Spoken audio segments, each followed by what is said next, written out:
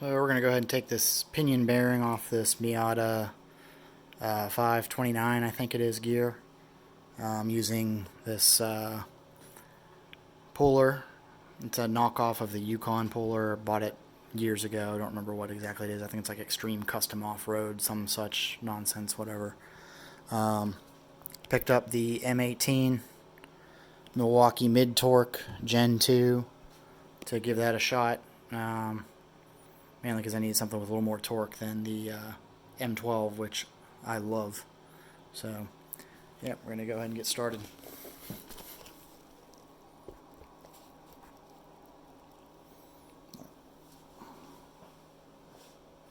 Using this little clamshell puller, use the race, put it on the bearing, put this on top, adjust the lower disc down to make sure that it's touching the race, bottomed out on it basically. Get it centered, run that down, and stick the two clamshell halves on, and it captures the lower lip under the bearing race itself, or under the bearing cage.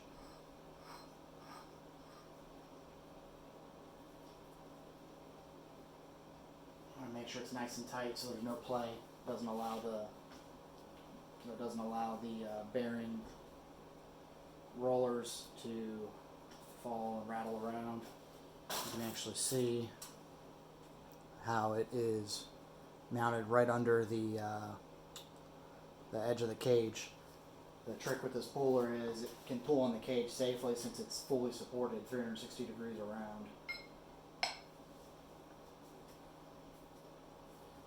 And once you have both halves on there, you can usually get a little bit of a twist on here to tighten it up. Make sure you got full contact all the way around. Make sure nothing looks funny there.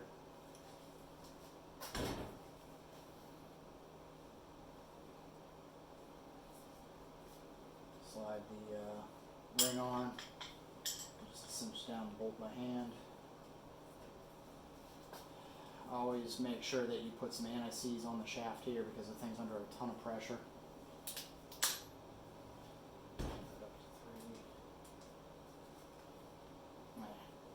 Let's grab the 26 on the pinion nut. Yep.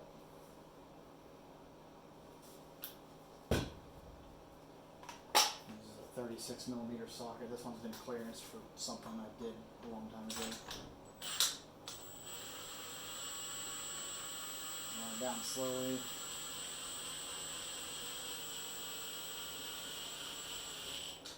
Alright.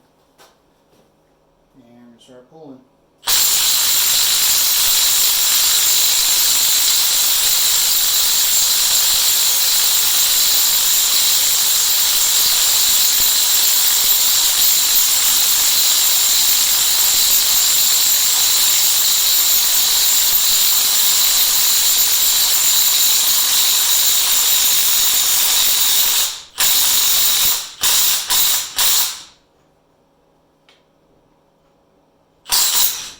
Go.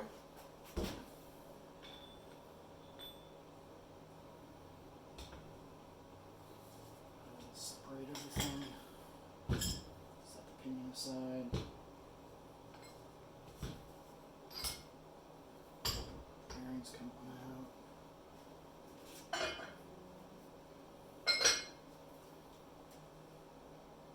There's the little shim I was after. I'm going to change that out. Spins nice and freely, no damage to the bearing rollers at all. So, very advantageous if you have little shims like this, where I'm going to be exchanging it for a 127 thousandths to a 129 thousandths shim.